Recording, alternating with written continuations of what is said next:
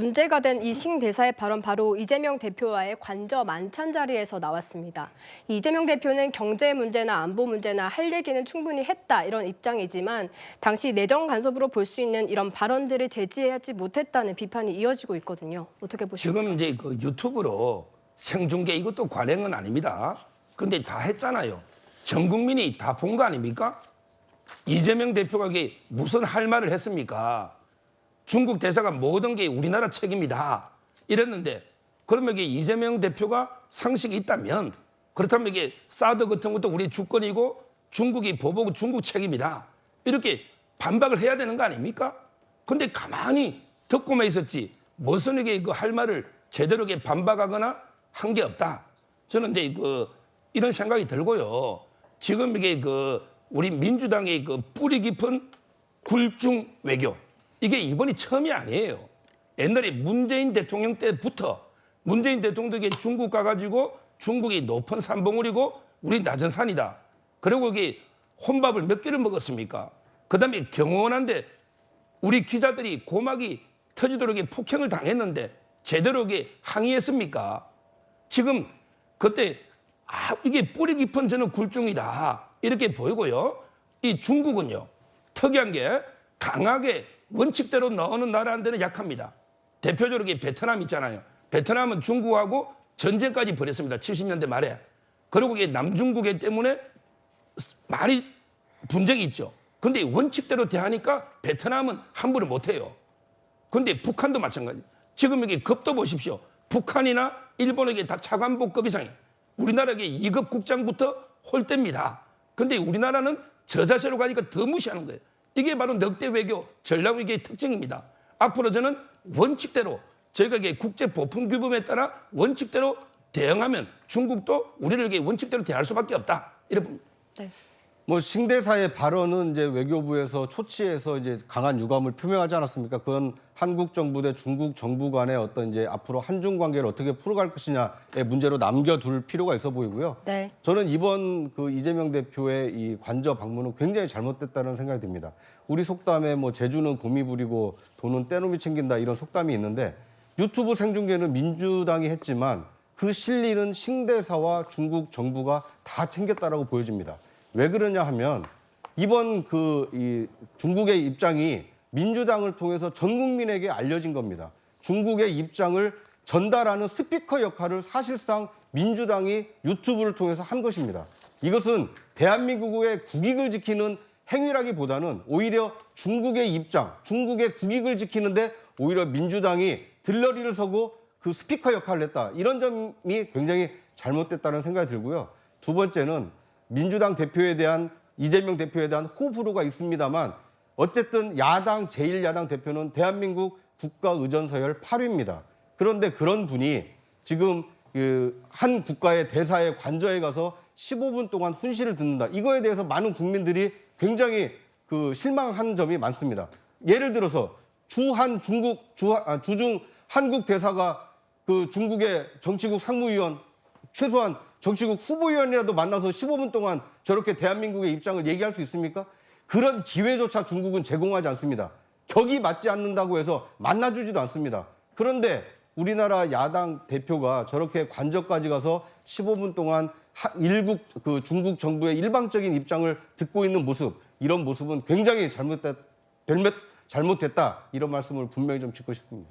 네, 말씀하신 대로 지금 싱하이미 주한 중국 대사는 부처 국장급이고 그리고 이재명 대표는 의전서열 8입니다. 그리고 그뿐만 아니라 또 김기현 대표도 불렀다고 하고 한동훈 법무부 장관도 불렀다고 하는데 이렇게 의전설이 높으리 정부 인사들을 관저로 부르는 것 어떻게 봐야 할까요? 그러니까 뭐 그런 거는 사실 뭐 한국에만 있는 건 아니에요. 다른 국가에서도 그렇게 초대를 해서 환담을 하고 뭐 이런저런 얘기를 할 수 있는 그런 기회들은 여러 군데에서 이제 있습니다. 그런데 문제는 이러한 상황 속에서 이러한 도발적 발언이 있었다는 것이고 그 부분에서 야당 대표가 일정 부분 경고라든가 이런 부분들을 못했다는 것, 안 했다는 것이 아쉬움으로 남는 겁니다. 사실상 지금 미국 편에 쓰게 되면 후회하게 될 것이다. 뭐 이런 겁박을 하는 장면에서는 이재명 대표가 이런 문제는 지극히 부적절한 발언이다라고 그 자리에서 한마디를 했다면 굉장히 좀 오히려 국민들에게 더 많은 칭찬을 받았을 텐데 하는 그런 아쉬움은 분명히 있어요.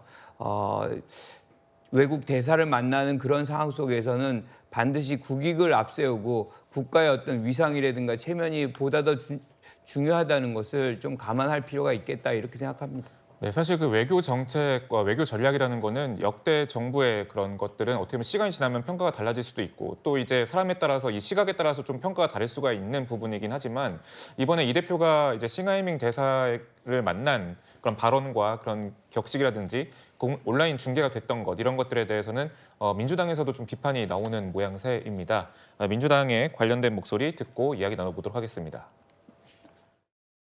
유튜브 중계된 것 자체는 좀 적절치 않다고 생각을 합니다. 예. 뭐 이런 만남들이 대사하고 이런 사적, 그러니까 약간 비공개적인 만남이거든요. 예. 그 관저 초청이라는 건 통상적으로, 그러니까 보다 공식적으로 공개적으로 할 때는 대사가 그 대표실로 오는 거고 비공식적인 만남을 할 때는 관저로 와서 만나고 하는 건데 이걸 유튜브로 생중계한 것 자체는 글쎄요 하는 생각은 저도 들어요.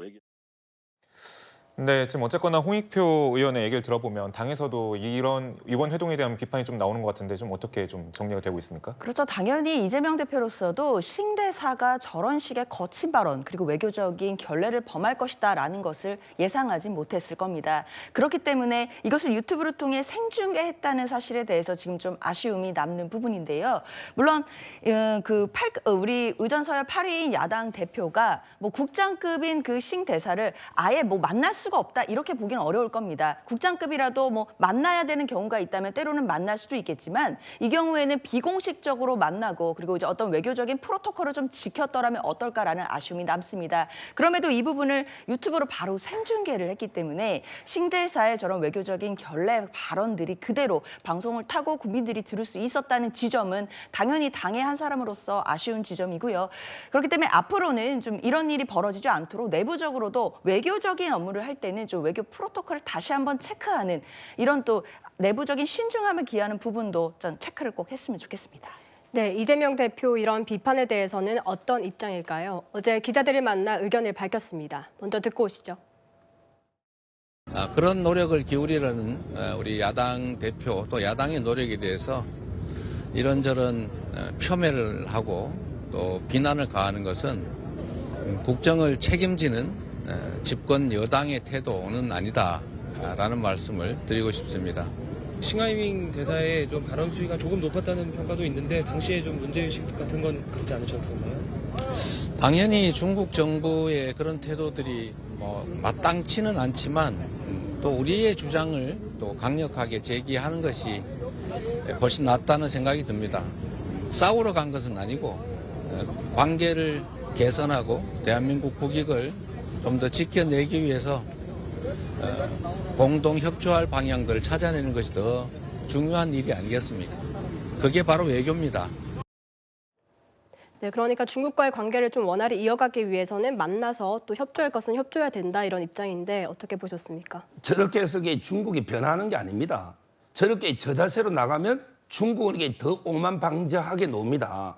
오히려 저희가 원칙대로 이렇게 대할 때 중국도 원칙대로 이렇게 대하는 거다 이런 생각이 들고요. 그다음에 이번에 전국 사회 정의를 바라는 교수 모임이 있습니다. 여기서 성명서를 냈어요.